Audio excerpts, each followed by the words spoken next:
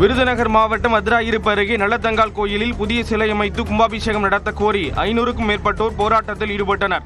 அர்ஜுனாபுரத்தில் உள்ள நல்லதங்கால் கோயிலில் கடந்த ஜனவரி மாதம் 26ஆம் தேதி கருவறை கதவுகள் உடைக்கப்பட்டு சிலை உடைக்கப்பட்டிருந்தது.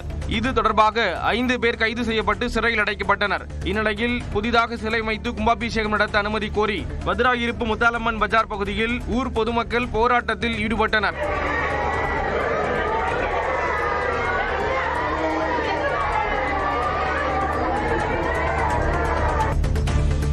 திருச்சி மாவட்டம் துறையூர் புறவழிச்சாலை பகுதியில் காரில் கடத்தி வரப்பட்ட 475 கிலோ குட்காவை காவல்துறையினர் பறிமுதல் செய்தனர். சொரத்தூர் ரவுண்டானா பகுதியில் காவல்துறையினர் வாகன தணிக்கையில் ஈடுபட்ட போது அப்படியாக வந்த காரை தடுத்து நிறுத்தினர். அப்போது காரை நிறுத்திய ஓட்டுநர் தப்பி ஓடினார். இதையடுத்து காருக்குள் சோதனை செய்தபோது 2 லட்சம் ரூபாய் மதிப்பிலான 475 கிலோ குட்கா பொருட்கள் கடத்தி வரப்பட்டது தெரிய வந்தது. இதையடுத்து காருடன் அவற்றை பறிமுதல் செய்த காவல்துறையினர் தப்பி ஓடிய ஓட்டுநரை தேடி வருகின்றனர். செங்கல்பட்டு மாவட்டம் பரனூர் சுங்கச்சாவடியில் காரில் கடத்தி வரப்பட்ட 2 கோடி மதிப்பிலான 2 யானை தந்தங்கள் பறிமுதல் செய்யப்பட்டன. வனத்துறையினர் வாகன தணிக்கையில் ஈடுபட்ட போது சென்னையிலிருந்து வந்த காரில் யானை தந்தங்கள் கடத்தி வரப்பட்டது கண்டுபிடிக்கப்பட்டது. இதையடுத்து காருடன் சேர்ந்து தந்தங்களை பறிமுதல் செய்த அதிகாரிகள் காரில் வந்த 8 பேரை கைது செய்து விசாரணை மேற்கொண்டு வருகின்றனர். கேரள மாநிலம் மூணாறு மாட்டுப்பட்டி நகர பகுதியில் உலா வந்த படையப்பா யானையால் மக்கள் அச்சமடைந்தனர். மூணாறு குடியிருப்பு பகுதியில் அடிக்கடி உலா வரும் படையப்பா யானை பொதுமக்களுக்கும் சுற்றுலா பயணிகளுக்கும் பெரும் அச்சுறுத்தலாக உள்ளது. இந்நிலையில் வெள்ளிக்கிழமை இரவு மாட்டுப்பட்டி டவுனில் அங்குமிங்கும் உலா வந்த படையப்பா யானையை கண்ட மக்கள் அச்சத்தில் கூச்சலிட்டனர். இதனால் அவர்களை துரத்த முயன்ற யானை தானாக வனப்பகுதிக்குள் சென்றது. கேரள கிரிக்கெட் லீகின் 2வது சீசனில் அதிக தொகைக்கு ஏலம் எடுக்கப்பட்ட வீரர் என்ற சாதனையை படைத்துள்ளார் சஞ்சு சாம்சன். 6 அணிகள் பங்கேற்கும் கேரள கிரிக்கெட் லீக் தொடர் ஆகஸ்ட் 22 தொடங்கி செப்டம்பர் 7 வரை நடைபெற உள்ளது. இதற்கான ஏலத்தில் ஒவ்வொரு அணிக்கும் தலா 50 லட்சம் ரூபாய் வீரர்கள் ஏலத்திற்காக ஒதுக்கப்பட்டிருந்தது. இதில் கொச்சி ப்ளூ டைகர்ஸ் அணி சஞ்சு சாம்சனை 26,80,000 ரூபாய் கொடுத்து வாங்கியுள்ளது. அதாவது மொத்த ஏலத்திற்கான தொகையில் 50% மேல் அந்த அணி சஞ்சு சாம்சனுக்காக மட்டும் செலவு செய்துள்ளது. இவருக்கு அடுத்தபடியாக பஞ்சாப் கிங்ஸ் வீரர் விஷ்ணு வினோத் 12,80,000 பசில் தம்பி 8,40,000 ரூபாய்க்கும் ஏலம் எடுக்கப்பட்டுள்ளனர். நீலகிரி மாவட்டம் கூடலூரில் குடியிருப்பு பகுதியில் உலா வந்த யானையால் பொதுமக்கள் மிகுந்த அச்சத்திற்கு ஆளாகினர். குசுமகிரி பகுதியில் உலா வந்த யானை மனிதர்களை கண்டதும் தாக்க முயன்றது. இதனால் 100க்கும் மேற்பட்டோர் வீடுகளுக்குள்ளேயே தஞ்சமடைந்தனர். பின்னர் குடியிருப்பு பகுதியில் நடந்து சென்று வேலிகளில் 2 கால்களையும் வைத்து தாண்டி வனப்பகுதிக்குள் செல்ல முயற்சித்தது. ஆனால் உயரமாக இருந்ததால் யானையால் வேலியை தாண்ட முடியாமல் போனது. கிருஷ்ணகிரி அருகே உள்ள இந்திரா நகரில் எருது விடும் விழா வெகு விமர்சையாக நடைபெற்றது.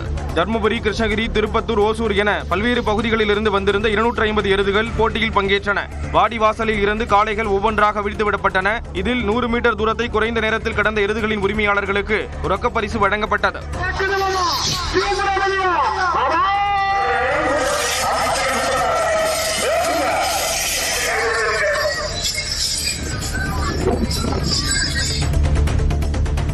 சேலம் சரகத்தில் ரேஷன் அரிசி கடத்தியதாக பறிமுதல் செய்யப்பட்ட 201 வாகனங்கள் 1 கோடி ரூபாய்க்கு ஏலம் விடப்பட்டன.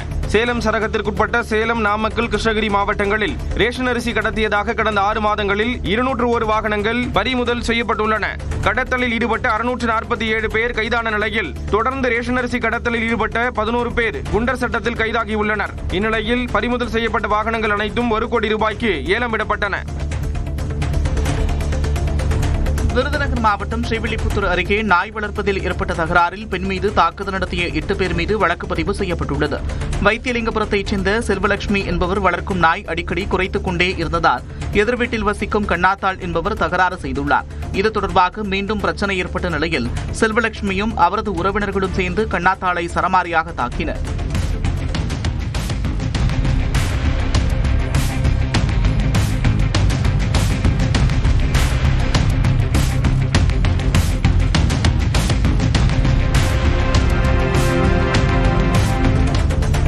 விழுப்புரம் மாவட்டம் செஞ்சி அருகே சாலையை கடக்க முயன்றவர் மீது இருசக்கர வாகனம் மோதிய சிசிடிவி காட்சி பதைபதைக்க வைக்கிறது.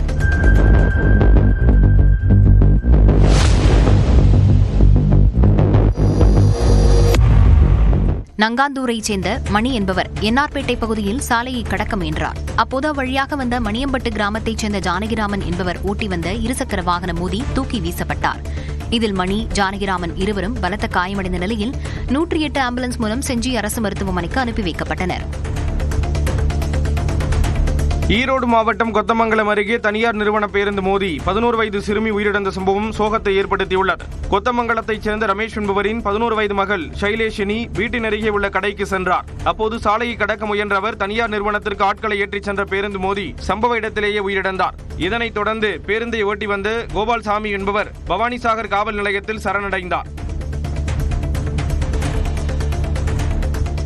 திருப்பூர் மாவட்டம் தாராபுரம் அருகே சாலை ஓரம் நின்றிருந்த லாரி மீது கார் மோதியதில் பெண் படுகாயமடைந்தார்.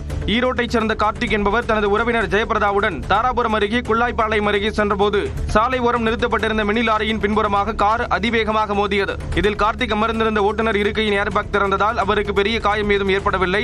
இந்நிலையில் அருகில் இருந்த ஜெயபிரதா லேப்டாப் பயன்படுத்தியதால் ஏர்பேக் சென்சார் வேலை செய்யாமல் ஏர்பேக் திறக்கவில்லை. இதனால் ஜெயபிரதா பலத்த காயமடைந்து கோயம்புத்தூரில் உள்ள தனியார் மருத்துவமனையில் உயிருக்கு ஆபத்தான நிலையில் சிகிச்சை பெற்று வருகிறார்.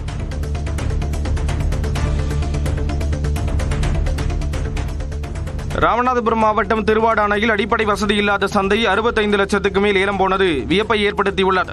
ராமநாதபுரம் சமஸ்தானம் தேவஸ்தானத்திற்கு சொந்தமான வாரச்சந்தையில் மின்சாரம், கழிப்பறை உள்ளிட்ட அடிப்படை வசதிகள் போதுமானதாக இல்லை என கூறப்படுகிறது. இந்நிலையில் இச்சந்தை ஏலமிடும் நிகழ்வில் 15க்கும் மேற்பட்டோர் பங்கேற்று 59 லட்சம் ரூபாய் வரை ஏலம் கேட்டனர். இந்நிலையில் அதனை ஏற்கனவே நடத்தி வந்த செந்தில் என்பவர் 65 லட்சத்து 11,000 ரூபாய்க்கு ஏலம் எடுத்தார். இதையடுத்து ஏலம் மூலம் கிடைக்கும் வருவாயை பயன்படுத்தி சந்தையில் அடிப்படை வசதிகளை மேம்படுத்த வேண்டும் என்று வியாபாரிகள் மற்றும் பொதுமக்கள் கோரிக்கை விடுத்துள்ளனர்.